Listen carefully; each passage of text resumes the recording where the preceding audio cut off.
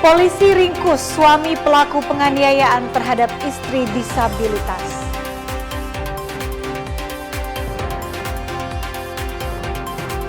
Selebrasi Paskah dan peringatan 100 tahun Pemuda Gemini.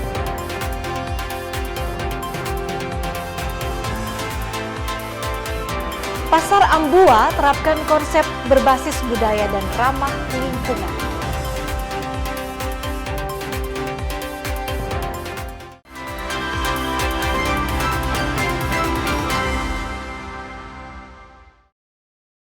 Selamat pagi saudara, apa kabar Anda hari ini? Kita jumpa dalam program Kompas Pagi. Selain 3 berita utama tadi, Anda juga bisa menikmati sejumlah informasi menarik lainnya yang dihimpun tim redaksi Kompas TV.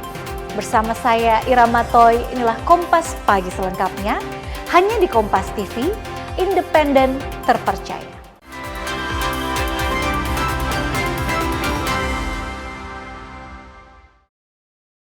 Saudara, tim Resmob Polda Sulut bergerak cepat menangkap seorang pria yang diduga melakukan penganiayaan terhadap istrinya.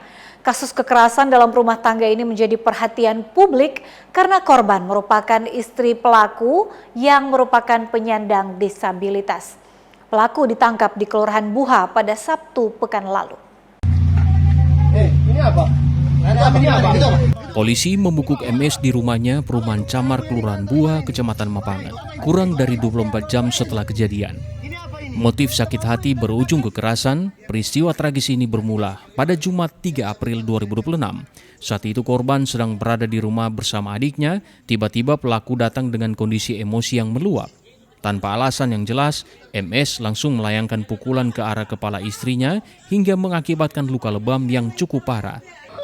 Berdasarkan hasil interogasi awal, pelaku nekat menganiaya istrinya sendiri karena merasa sakit hati. MS mengaku tersinggung karena sang istri sering menyuruhnya pulang ke rumah. Namun kekesalan tersebut ia lampiaskan dengan cara kekerasan fisik yang membahayakan nyawa korban. Selain menganiaya istri, pelaku ternyata sempat mengancam ayah mertuanya yang sedang terbaring sakit. Polisi juga berhasil menyita barang bukti berupa senjata tajam jenis badik yang pelaku gunakan untuk mengintimidasi keluarganya. Masih dalam kondisi keadaan mabuk karena dalam seharian ini yang bersangkutan melaksanakan kegiatan miras bersama rekan-rekannya, dan pada saat ini juga kami amankan masih dalam keadaan pengaruh minuman keras. Motifnya itu kapan dia pukul, dia cekcok dengan istri pasti itu seperti apa? Alasan yang bersangkutan ini diduga pelaku ini cekcok dengan istri, ada masalah sedikit, tapi dalam keadaan masih mabuk. Yang bersangkutan atau pelaku ini, diduga pelaku ini mengambil sebuah sajam, bisa kita lihat sajam ini, badik, dan mengancam istrinya dan melakukan penganiayaan berupa terjadi pemukulan di area belakang kepala kepada korban istrinya. Saat ini pelaku beserta barang bukti telah berada di Mapolda Sulut untuk menjalani proses penyelidikan lebih lanjut. Jimmy Dapar, Kompas TV Manado, Sulawesi Utara. Beralih ke Kendari, Saudara, Satuan Reskrim Polresta Kendari menangkap 4 orang pria yang diduga menjadi pelaku eksploitasi seksual serta tindak pidana perdagangan orang terhadap seorang anak perempuan yang masih di bawah umur. Keempatnya memanfaatkan kelemahan korban dengan menyuruh menjajakan seks ke lelaki hidung belang di aplikasi kencan. Inilah 4 pelaku eksploitasi seksual dan tindak pidana perdagangan orang atau TPPO terhadap anak perempuan, sebut saja Bunga, yang masih di bawah umur. Terungkapnya kasus itu setelah Unit Perlindungan Perempuan dan Anak Satuan Reskrim Polresta Kendari menerima laporan dari ibu korban. Dari laporan itu kemudian dilakukan penyelidikan dan polisi menangkap keempat pelaku di beberapa tempat di wilayah kota Kendari. Kasat Reskrim Polresta Kendari AKP Weliwanto Malo mengatakan modus para pelaku yakni melakukan eksploitasi seksual serta menyuruh korban menjajakan seks kepada lelaki hidung belang melalui aplikasi kencan di media sosial. Para pelaku memiliki peran berbeda-beda. Ada yang menghubungi lelaki hidung belang melalui aplikasi dan yang menyediakan tempat untuk berkencan. Mereka memasang tarif sebesar Rp1 juta sekali kencan dan dari hasil itu mereka berbagi keuntungan. Tidak hanya itu, para pelaku juga tidak segan-segan melakukan pengancaman ataupun pemerasan terhadap pria hidung belang jika kesepakatan pembayaran tidak sesuai keinginan. Jadi ini mereka para tersangka ada 4 orang yang berhasil kita amankan oleh beserta hasil pengembangan yang kemarin patroli perintis, pengembangan pendalaman, di mana ini merupakan hasil gelar perkara adalah pengungkapan tindak pidana eksploitasi seksual dan TPPO PPA atau Human People, tindak pidana perdagangan orang. Si korban ini 4 bulan yang lalu kabur dari rumah karena kenalan dari media sosial, kemudian direkrut di salah satu rumah di rumahnya BTN tersangka inisial KI, di mana KI ini inisial EK. Kemudian berkembang lagi, kemudian mereka melakukan yang namanya si anak dibawanya staycation atau stay home di salah satu penginapan inisial G penginapannya. Nanti kita akan kembangkan di sana, di mana langsung mereka memperjualkan melalui aplikasi micet. Aplikasi micet tersebut ditawarkan, di mana sudah beserta tempat pembayaran sewa penginapan. Di sana si anak di bawah umur ini korban berhasil selamatkan dari mereka karena mereka sudah diancam. Saat itu mereka sedang melaksanakan transaksi 1 juta dengan pelanggannya. Jadi 1 juta itu diterima duit oleh si Eka bersama si TO, inisial TO, yang dimana mereka berbagi-bagi dan akhirnya si anak hanya mendapatkan 300.000. Polisi memastikan akan terus mengembangkan kasus itu guna mengungkap kemungkinan adanya jaringan atau pelaku lain serta memastikan perlindungan terhadap korban tetap menjadi prioritas dalam penanganan perkara tersebut. Para pelaku dijerat dengan pasal 88 junto pasal 761 Undang-Undang Nomor 35 Tahun 2014 tentang perlindungan anak serta pasal 419 subsidiar pasal 421 Undang-Undang Nomor 1 Tahun 2023 tentang KUHP. Silvian Zakia, Kompas TV Kendari, Sulawesi Tenggara. Sembunyikan narkoba jenis sabu di jok motor, seorang pemuda ditangkap personil Satuan Reserse Narkoba Polresta Kendari.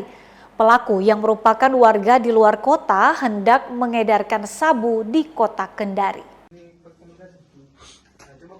Seorang pemuda berinisial EJS 28 tahun tidak berkutik saat ditangkap tim Opsnal Satuan Reserse Narkoba Polresta Kendari di sebuah kamar penginapan di Jalan Meohai, Kelurahan Bonggeaya, Kecamatan Wuawua, Kota Kendari. Pelaku diminta polisi menunjukkan barang bukti yang disembunyikannya di jok motor pemiliknya. Alhasil, sabu sebanyak 17 paket kecil siap edar dengan berat total 5,15 gram ditemukan yang tersimpan dalam tas kecil berwarna hitam. Kasat Reserse Narkoba Polresta Kendari, AKP Andi Musakir Musni mengatakan, pelaku diketahui merupakan warga luar kota Kendari dan berencana mengedarkan sabu di wilayah kota Kendari. Modus dalam mengedarkan sabu oleh pelaku yakni dengan sistem tempel, dan dari pengedaran sabu itu pelaku mendapat untung senilai 3 juta rupiah. Adanya sering terjadi transaksi narkoba di Jalan Meohai di Kelurahan Bonggoya, Kecamatan Wawa. Tepatnya di Pondok Widya 3. Kami bersama tim melakukan lidik dan ditemukan tersangka posisi pada saat di parkiran kendaraan. Setelah itu kami cek, ternyata ada barang dia simpan dalam jok motor. Target ini berada posisinya memang orang dari luar kota. Dia transaksinya memang antar kabupaten juga dia. Setelah kita panggil Pak RT, dilakukan penggeledahan, ditemukanlah dalam bungkusan tas hitam 17 paket sabu siap edar. Satuan Reserse Narkoba Polresta Kendari masih mengembangkan kasus ini dan berusaha mengungkap pemasok barang haram ke pelaku. Akibat perbuatannya, pelaku terancam hukuman penjara selama 5 tahun sesuai Undang-Undang tentang Narkotika. Silvian Zakia, Kompas TV Kendari, Sulawesi Tenggara. Beralih ke Makassar, saudara anak usia 2 tahun dilarikan ke rumah sakit Pelamonia usai menjadi korban ditabrak pengemudi mobil di Jalan Sunu, Kota Makassar. Korban dilarikan ke rumah sakit sementara pengemudi diamankan di unit laka Polrestabes Makassar. Inilah video amatir warga yang menunjukkan seorang anak berusia 2 tahun menjadi korban tabrak oleh pengemudi mobil di Jalan Sunu, Kota Makassar. Kasubnit 1 Unit Gakum Satlantas Polrestabes Makassar Ibda Habibi Hadi Putra bilang, mobil yang dikemudikan MN keluar dari rumah keluarganya yang tidak jauh dari TKP dan tiba-tiba korban keluar dari rumahnya. Saat ini korban yang masih berusia 2 tahun ini sudah dibawa ke Rumah Sakit Pelamonia Makassar dengan mengalami luka lecet pada bagian kepala, wajah, dan punggung. Jadi untuk kronologis ini pengendara mobil roda 4 bergerak dari arah barat ke timur, sedangkan ini pejalan kaki anak kecil umur 2 tahun itu tiba-tiba keluar dari rumah. Itu rumahnya berpapasan langsung dengan jalan. Berarti si pengemudi roda 4 ini apakah mencari penumpang atau seperti apa? Jadi informasi dari pengemudi ini dia akan hendak ke rumah keluarganya yang tepatnya tidak jauh berjarak dari rumah korban ini. Sekarang kondisi korban di mana, Bang? Jadi untuk kondisi korban sekarang dirawat di Rumah Sakit Pelamonia. Dia mengalami luka pada kepala, punggung, dan tangan lecet. Kalau untuk pengemudi sendiri di mana? Pengemudi sendiri kami amankan di kantor untuk diambil keterangan lanjut. Saat ini pengemudi mobil sudah diamankan di unit Laka Polrestabes Makassar beserta barang bukti mobil yang digunakan untuk dimintai keterangan lebih lanjut. Rama Pratama, Kompas TV Makassar, Sulawesi Selatan. Saudara, viral di media sosial sekelompok orang diduga geng motor menyerang warga yang tengah nongkrong di Jalan Monumen Emi Sailan, Kota Makassar, Sulawesi Selatan. Akibat kejadian ini, seorang remaja terluka di bagian leher akibat terkena anak panah. Inilah rekaman kamera pengawas atau CCTV yang viral di media sosial ketika sekelompok orang diduga geng motor melintas dan melakukan penyerangan kepada warga yang tengah nongkrong di Jalan Monumen Emi Sailan, Kota Makassar, Sulawesi Selatan. Akibat peristiwa ini, seorang pemuda berinisial IY terluka di bagian leher akibat terkena panah busur yang dilepaskan oleh geng motor tersebut. Usai melancarkan aksinya, geng motor kabur meninggalkan lokasi. Adapun korban langsung dibawa ke rumah sakit oleh rekannya untuk mendapatkan perawatan. Menurut polisi, kejadian tersebut terjadi Rabu malam, di mana saat itu korban tengah nongkrong bersama rekannya. Terkait peristiwa ini juga polisi telah meminta keterangan sejumlah saksi, termasuk mempelajari rekaman CCTV. Ya, penganiayaan di Jalan Emi Sailan, di mana pada saat itu korban lagi duduk-duduk bersama teman, tiba-tiba datang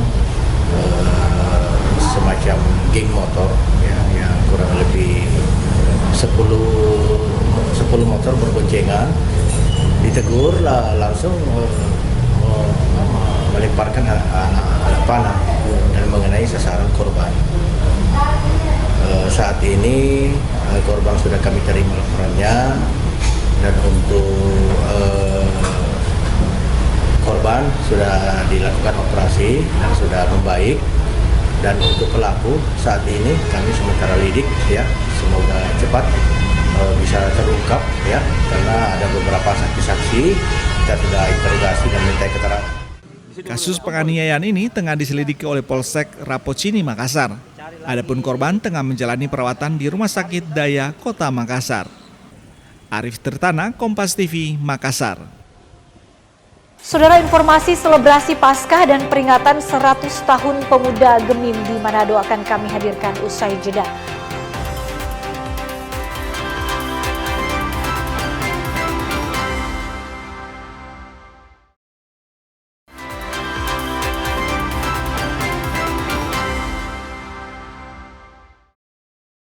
Anda kembali bersama kami di Kompas Pagi. Saudara, masih dari semarak rangkaian peringatan Hari Paskah. Ribuan anggota pemuda Gereja Masihi Injili di Minahasa tumpah ruah di lapangan Sparta Tikala dalam acara selebrasi Paskah dan peringatan 100 tahun Pemuda Gemim. Acara ini diharapkan akan semakin menguatkan peran dari seluruh generasi muda Gemim dalam hidup bergereja. Beginilah suasana perayaan selebrasi Paskah Pemuda se-Sinode Gemim yang berlangsung di lapangan Sparta Tikala, Kota Manado. Kegiatan diawali dengan doa dan puji-pujian sebelum dilanjutkan dengan pawai Paskah yang turut diwarnai lakon Via Dolorosa. Kegiatan yang diikuti oleh ribuan peserta dari denominasi Gemim ini sekaligus dirangkaikan dengan peringatan 100 tahun Pemuda Gemim. Dalam sambutannya, Rio Dondokambe, Ketua Pemuda, berharap momentum ini mampu menegaskan komitmen pemuda dalam memberikan dampak bagi negara. Ini sudah menjadi perjalanan yang panjang. Pemuda Gemim juga sudah menjadi satu organisasi yang sudah mencetak beratus-ratus bahkan beribu-ribu kader-kader yang sudah ditempatkan di berbagai macam bidang, yang tentunya mereka semua ini sudah menjadi kader-kader Gemim yang membangun daerah, membangun negara, tapi tentunya mereka membangun dengan nilai-nilai gereja, nilai-nilai Kristenan yang dipelajari dari gereja masih di Indonesia. Antusiasme terpancar dari seluruh peserta yang mengikuti kegiatan. Bagi mereka, selebrasi Paskah bukan hanya sekedar seremonial, melainkan wadah mempererat hubungan antar sesama. Makna dari selebrasi Paskah ini teman-teman pemuda sangat bermakna karena di sini teman-teman pemuda boleh datang bersama-sama berkumpul di tempat yang banyak orang, yang ada pemuda Gemim yang terkumpul dari berbagai tempat dan membangun juga interaksi relasi dengan sesama pemuda Gemim di berbagai jemaat. Jadi sangat bermakna bagi teman-teman karena pribadi boleh menjadi pribadi yang bertumbuh dan mengenal banyak pribadi dan mendapat banyak pengalaman di tempat. Adapun selebrasi Paskah Pemuda Gemim tersebut akan ditutup dengan konser Paskah yang dimeriahkan oleh penyanyi rohani tingkat nasional. Swingli Manderes, Kompas TV Manado, Sulawesi Utara. Saudara, meski terdampak gempa pada Kamis 2 April lalu, umat Katolik di Gereja Kristus Raja Desa Kembes tetap antusias mengikuti Misa Paskah yang dimulai hari Minggu pukul 9 WITA. Sebagian besar umat harus beribadah hanya menggunakan tenda yang dibangun pihak gereja lantaran plafon gedung gereja rusak terdampak guncangan gempa tersebut. Berikut laporan jurnalis Kompas TV Yanemika Singal dan juru kamera Jimmy Dapar saat melaksanakan Misa Paskah di Gereja Katolik Kristus Raja Desa Kembes yang dipimpin Pastor Firofani Adikila. Saudara, saat ini saya sedang berada di Gereja Katolik Kristus Raja Desa Kembes, Kabupaten Minahasa, Provinsi Sulawesi Utara. Nah, Gereja Katolik Kristus Raja ini merupakan salah satu gereja yang terdampak adanya gempa berkekuatan 7,6 yang mengguncang Provinsi Sulawesi Utara pada Kamis 2 April yang lalu pada saat umat Katolik sedang memasuki masa atau pekan Prapaskah, dan pada saat ini hari ketiga setelah guncangan gempa ini. Di saat ini gereja sedang melaksanakan ibadah Misa Paskah. Nah, saudara, kami memantau sejak beberapa hari lalu dampak dari gempa magnitudo 7,6 ini telah membuat plafon Gereja Kristus Raja ini rubuh dan membuat peribadatan di sepanjang pekan Paskah hingga saat ini Misa Paskah terdampak. Umat di Gereja Kristus Raja ini sendiri terpaksa harus beribadah di luar halaman gereja dengan didirikannya sejumlah tenda-tenda karena bangunan plafon gedung gereja ini terdampak dari gempa. Kami pantau pada pelaksanaan misa Paskah kali ini yang dimulai tadi pada pukul 9 pagi, umat ada sekitar 1.000 umat yang datang memadati gedung gereja Katolik Kristus Raja ini, dan mereka beribadah sekalipun dengan kondisi yang relatif lebih berbeda dibandingkan sebelum terdampak bencana. Kami memantau umat mengikuti dengan penuh khusyuk, dengan sukacita, di mana Misa Paskah ini memang melambangkan sebuah perayaan sukacita iman dari umat Katolik, di mana umat merayakan ini sebagai peristiwa di mana Kristus bangkit dan telah mengalahkan maut. Saya tadi mendapatkan keterangan dari pihak gereja bahwa pelaksanaan Misa Paskah ini diawali dengan ritus pembuka, liturgi sabda, liturgi ekaristi, dan ritus penutup yang dipimpin oleh Pastor Firofani Adikila dengan mengambil bacaan Injil dari Yohanes 20 ayat 1-9. Dalam pesannya kepada umat, Pastor meminta dan mengajak masyarakat umat Katolik untuk bangkit dari kelemahan seperti Yesus yang dalam peristiwa di Golgota atau Via Dolorosa bangkit 3 kali, dan dalam kejatuhannya dia jatuh 3 kali dan bangkit 3 kali. Itu menandakan umat sekalipun menghadapi cobaan dan tantangan berkali-kali jatuh diminta untuk tetap bangkit. Saudara, selanjutnya kami juga memantau pelaksanaan ibadah pada kesempatan kali ini diikuti dengan sukacita dan penuh antusias. Data dari Badan Meteorologi, Klimatologi, dan Geofisika Manado, setelah pasca gempa ini terjadi pada hari Kamis yang lalu, hingga hari Sabtu kemarin masih ada catatan gempa susulan lainnya dengan sebanyak 739 kali gempa susulan, di mana gempa itu intensitasnya lebih melemah dibandingkan gempa dengan magnitudo utama yakni 7,6 yang terjadi pada Kamis lalu, dan ada catatan gempa dengan intensitas 5,8 dari 739 kali gempa susulan yang terjadi hingga Sabtu kemarin. Yanemi Kesingal, Jimmy Dapar, Kompas TV, Minahasa, Sulawesi Utara. Sementara di Kota Palu menyambut Malam Paskah, anak sekolah minggu GPID Jemaat Peniel Palu menggelar ibadah khusus pada Sabtu malam. Ibadah ini diisi dengan pertunjukan drama Jalan Salib untuk mengenang pengorbanan Yesus Kristus. Suasana hikmat menyelimuti Gereja Protestan Indonesia Donggala, Jemaat Peniel Palu, saat ratusan anak sekolah minggu mengikuti ibadah perenungan Malam Paskah. Selain membaca firman Tuhan, anak-anak sekolah minggu juga diberikan kesempatan mengisi puji-pujian. Sementara di saat sesi perenungan diisi dengan visualisasi drama Jalan Salib yang diperankan oleh pemuda gereja. Drama ini disajikan agar anak-anak lebih mudah memahami makna kesetiaan serta pengorbanan Yesus di kayu salib. Pendeta Jemaat GPID Peniel Sanja Alau bilang, pesan melalui drama ini diharapkan dapat menanamkan iman dan kasih kepada anak-anak sejak dini dengan peran orang tua dan keluarga. Kecil anak-anak kami harapkan juga menjadi setia kepada Yesus. Kesetiaan mereka ketika peran orang tua juga untuk memberikan anak-anak mereka pengajaran, bimbingan, agar anak-anak mereka tidak akan berubah soal pengajaran, soal iman mereka ke depan, sehingga gereja itu semakin bertumbuh. Drama yang telah anak-anak juga mainkan tadi itu mau menunjukkan bagaimana hal yang nyata diperlihatkan kepada anak-anak. Bahwa benar itu Yesus mati, dia harus mengalami penderitaan. Mau menunjukkan bahwa penderitaan yang Yesus alami itu karena dia mengasihi anak-anak. Ibadah yang didampingi orang tua dan guru sekolah minggu ini berjalan dengan lancar. Perayaan Malam Paskah ini juga dirangkaikan dengan syukur hari ulang tahun ke-61 Sinode Gereja Protestan Indonesia Donggala di Sulawesi Tengah. Alrim Talara, Kompas TV Palu, Sulawesi Tengah. Saudara, suasana dini hari di Jalan Masjid Raya Kota Palu tampak berbeda dari biasanya.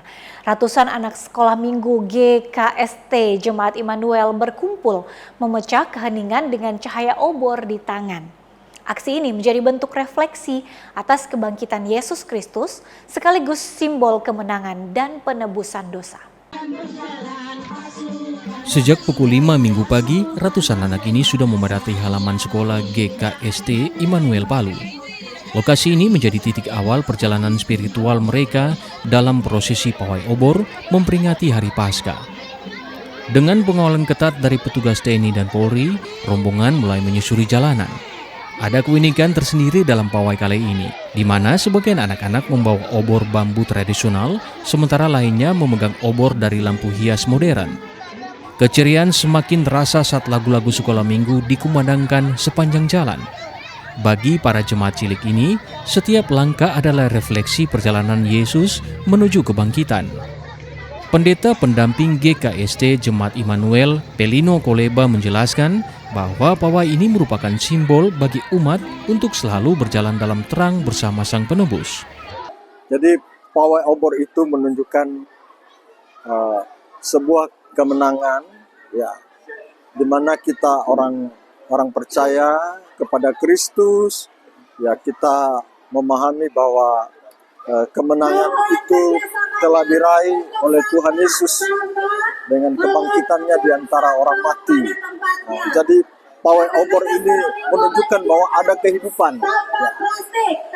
Sekalian pawai obor ini juga mengingatkan bahwa kita sebagai anak-anaknya kita akan membuat satu arak-arakan. Ya. Arak-arakan itu juga menunjukkan semangat dan kebersamaan kita. Kegembiraan anak-anak ini tidak berhenti pada prosesi pawai obor. Mereka kembali berkumpul untuk mengikuti tradisi mencari telur Paskah dan menutup perayaan dengan ibadah bersama. Aldrin Talara, Kompas TV Palu, Sulawesi Tengah. Jamintel Kejagung tebar benih ikan dan lepas burung endemik akan kami hadirkan usai jeda berikut. Tetaplah bersama kami.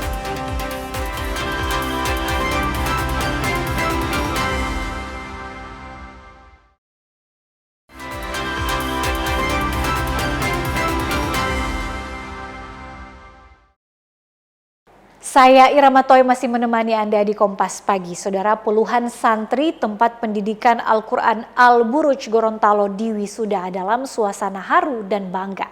Santri dan santriwati resmi dinyatakan lulus dengan kemampuan membaca Al-Quran yang baik. Sebanyak 21 santri dan santriwati TPQ Al-Buruj Gorontalo diwisuda setelah menyelesaikan program pembelajaran. Santri yang diwisuda didominasi anak usia sekolah dasar serta sebagian siswa SMP dan satu santriawan tingkat SMA. Wisuda ini menjadi bukti kemampuan mereka dalam membaca Al-Quran dengan baik. Hingga saat ini TPQ Al-Buruj telah melaksanakan wisuda ke-7 dengan total lebih dari 120 santri yang telah ditamatkan. Meski dengan keterbatasan tenaga pengajar dan sarana, proses pembelajaran diupayakan tetap berjalan dengan baik. Kepala TPQ Al-Buruj menyebut wisuda ini menjadi bentuk apresiasi atas proses belajar para santri.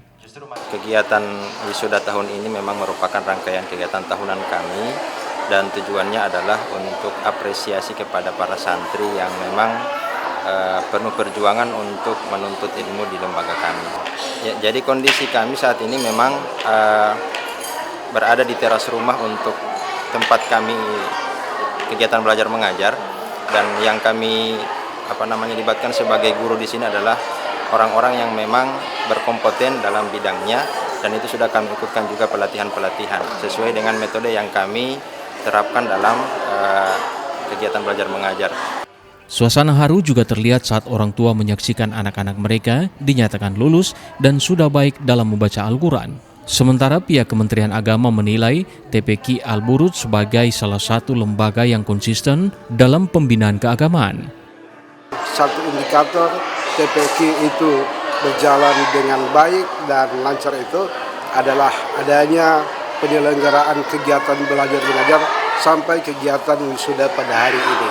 Ketika sebuah TPQ termasuk Al-Buruj ini masuk dalam aplikasi EMIS yang ada di Kementerian Agama, insya Allah berpeluang besar untuk bisa mendapatkan sentuhan-sentuhan bimbingan, pembinaan, bahkan bantuan operasional pelaksanaan kegiatan. Wisuda ini diharapkan menjadi langkah awal bagi para santri untuk terus memperdalam bacaan dan pemahaman Al-Quran. Fikar Buntuan, Kompas TV, Gorontalo. Keinformasi lainnya, Saudara Jaksa Agung Muda Intelijen Kejagung Reda Mantovani didampingi Kepala Kejaksaan Tinggi Sulawesi Utara Yakob Hendrik Pati Peilohi menyebar benih ikan air tawar di kolam kampus Universitas Samratulangi Senin sore. Selain menebar benih ikan, juga dilakukan pelepas liaran burung endemik Sulawesi. Dalam rangkaian kunjungan kerjanya di Provinsi Sulawesi Utara, Jaksa Agung Muda Intelijen Kejagung Reda Mantovani melakukan penebaran benih ikan air tawar di kolam kampus Universitas Samratulangi. Selain melepas benih ikan air tawar, Jamintel Kejagung didampingi Kepala Kejaksaan Tinggi Sulawesi Utara Yakob Hendrik Pati Peilohi, Rektor Unsrat Oktavian Berti Sompi, serta Kapolda Sulawesi Utara Irjen Pol Roy Kelangi juga melepas liarkan burung endemik Sulawesi di sekitar kampus. Penebaran ikan air tawar ini diharapkan bisa membantu restocking dari perairan umum, sementara untuk pelepasan liaran burung endemik ini diharapkan memperkuat upaya pelestarian hewan endemik di habitat alaminya. Nah, ikan ini memang hewan endemik kan sini kan, jadi supaya tetap lestari dan juga bisa membantu kehidupan Kalau misalkan dia sampai ke sungai-sungai ikan ini kan bisa membantu masyarakat yang mancing nanti. Tapi kalau di sini jarang kan Pak ya. Ya, terima kasih Pak atas penyambutannya. Jadi saya terharu Pak pakai acara ini, pakai ritual seperti ini. Sekali lagi semoga dengan kita melepas makhluk ini seperti kita melepas hal-hal yang melekat pada diri kita. Sehingga harapannya karena tiada kemelekatan, jadi kita bisa melakukan apa aja dengan tenang. Kegiatan ini turut dihadiri para Kepala Kejaksaan Negeri se-Sulawesi Utara serta jajaran Universitas Samratulangi Manado. Yana Meko Singal, Kompas TV Manado, Sulawesi Utara. Saudara, merespons laporan BMKG Stasiun Klimatologi Kelas 2 Sulawesi Utara tentang musim kemarau yang akan tiba lebih cepat, Pemprov Sulut menyiapkan langkah mitigasi guna memastikan sektor pertanian tetap aman saat musim kemarau nanti. Pemerintah Provinsi Sulawesi Utara telah menyiapkan langkah dan upaya mitigasi terkait musim kemarau yang diperkirakan dimulai pada Juni 2026. Kepala Biro Ekonomi Pemprov Sulut, Reza Dotulung bilang, langkah mitigasi tersebut berupa penyiapan jalur irigasi, pemanfaatan waduk yang telah dibangun, hingga mengoptimalkan petunjuk pemerintah pusat terkait program pompanisasi. Langkah-langkah sesuai arahan Bapak Gubernur bahwa Dinas Pertanian melakukan langkah-langkah mitigasi di dalam masa kemarau yang terkait dengan persiapan jaringan irigasi, pemanfaatan tentunya waduk-waduk yang sudah ada, yang sudah dibangun agar bisa menjangkau atau melakukan skema pompanisasi sebagaimana arahan dari pusat setiap minggu ya bersama Rakornas Inflasi, kami ulangi, itu juga bersama dengan evaluasi irigasi dan pompanisasi yang dilakukan secara paralel. Jadi sebagai kesimpulan demikian, menyiapkan RT RW untuk luasan lahan pertanian dan juga melakukan mitigasi melalui memastikan kesiapan irigasi untuk menghadapi kemarau yang lebih panjang di tahun 2020. Reza menyebut mitigasi ini disiapkan sebagai komitmen daerah dalam menjaga stabilitas pangan. Sebelumnya, Kepala BMKG Stasiun Klimatologi Kelas 2 Sulut menyebut musim kemarau di tahun ini akan terjadi pada bulan Juni, lebih cepat dari tahun-tahun sebelumnya. Secara umum itu diperkirakan terjadi di bulan Juni, sehingga pemerintah dan masyarakat saya kira perlu mempersiapkan diri menghadapi musim kemarau dengan dampak bencana hidrometeorologi kering, kebakaran hutan, kekeringan, gagal panen.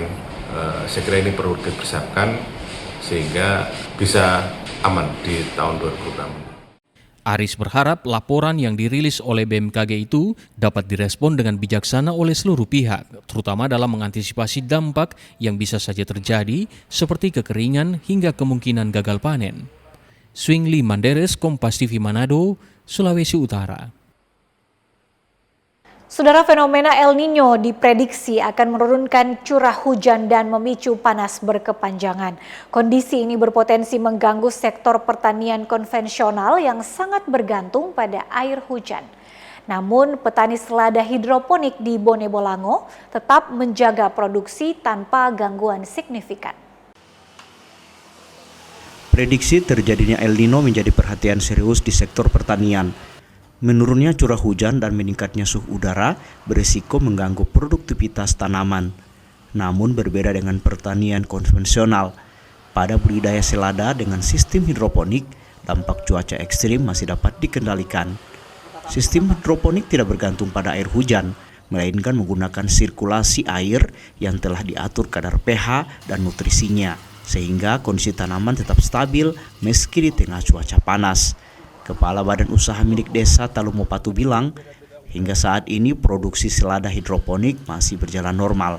Meski suhu udara terasa lebih panas dari biasanya, masa panen pun tergolong stabil, berkisar antara 40 hingga 45 hari. Kalau menurut kami, untuk pengaruh cuaca, dia tidak terlalu mempengaruhi sekali untuk hidroponik. Karena hidroponik itu hanya mengandalkan sirkulasi air. Untuk asupan air itu bagus, kecuali kalau dia memang panasnya sudah di atas dari 30 derajat ke atas, kita antisipasi dengan paranet.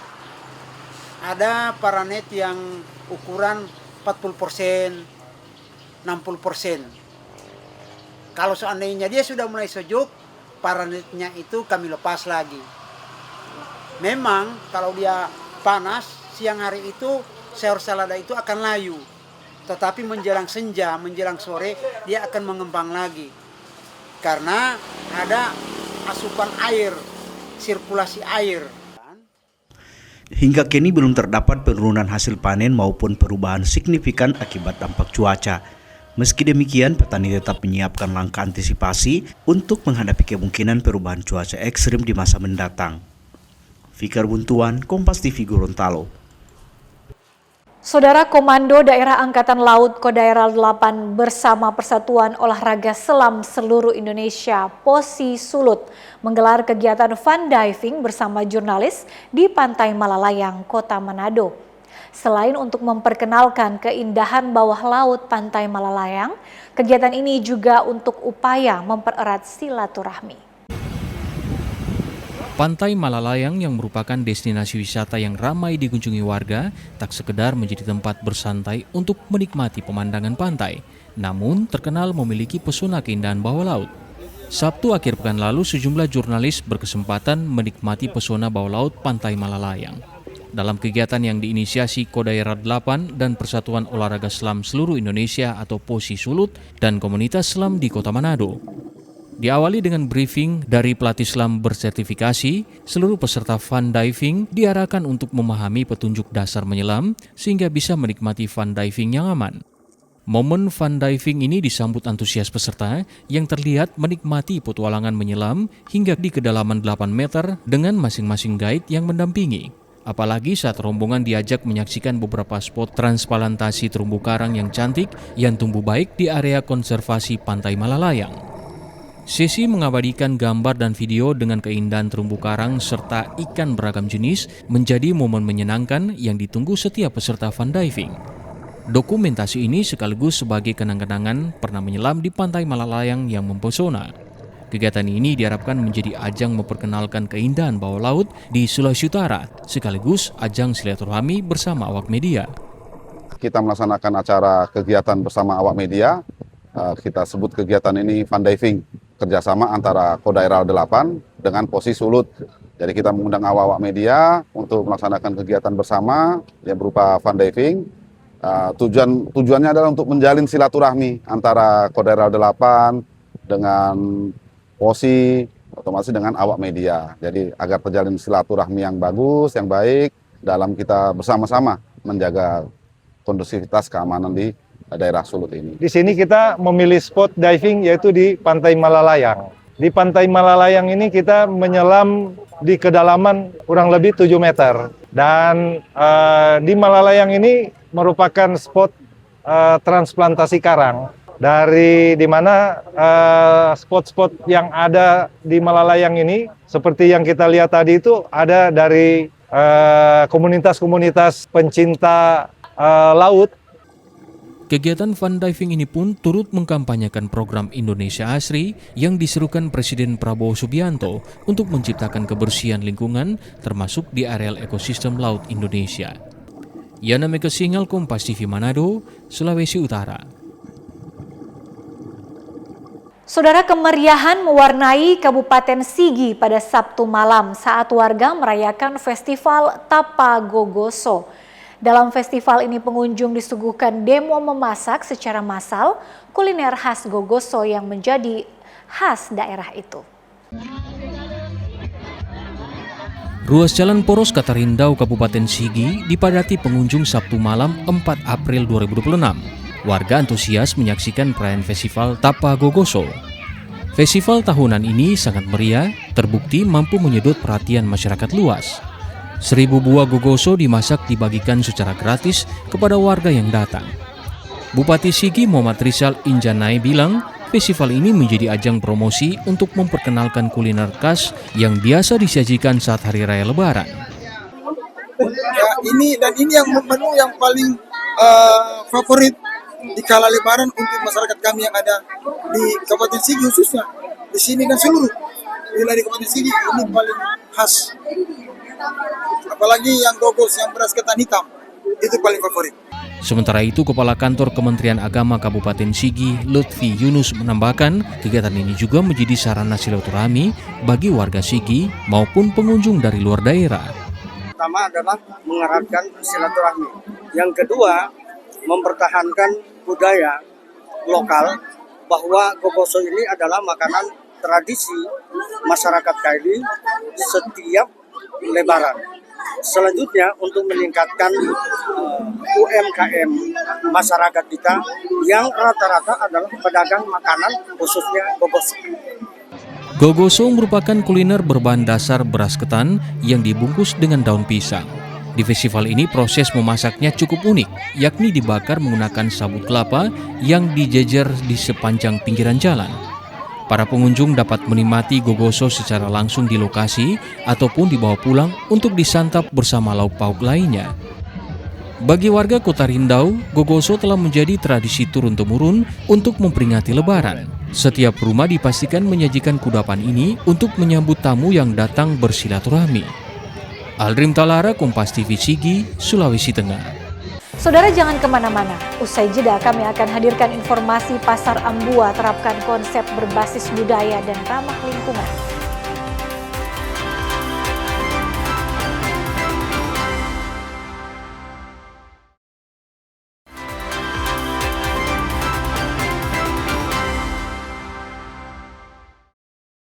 Terima kasih saudara Anda masih bersama kami di Kompas Pagi. Saudara, Pasar Ambua di Kabupaten Bone Bolango menawarkan konsep pasar yang berbeda dari biasanya.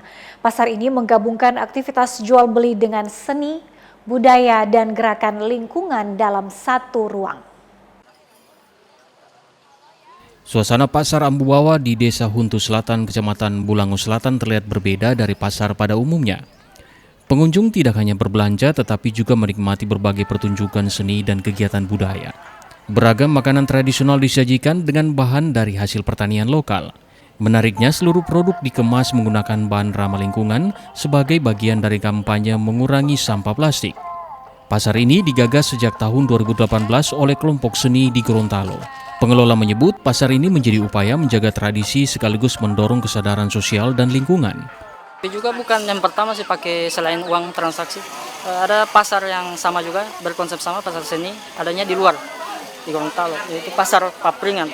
Karena sebelumnya kan teman-teman juga pernah pergi sana untuk istilahnya studi banding lah. Sebagai ini sih, bentuk keunikan sendiri sih harusnya. Terus pasar Ambua itu kalau dari bahasa Gorontalo, kalau diartikan dalam bahasa Indonesia itu artinya perempuan. Karena yang menjual atau pelaku yang menghidupkan pasar itu ialah para perempuan di sekitar Huntu ini. Selain sebagai tempat berjualan, pasar ini juga menjadi ruang diskusi, pertunjukan tari dan berbagai aktivitas sosial.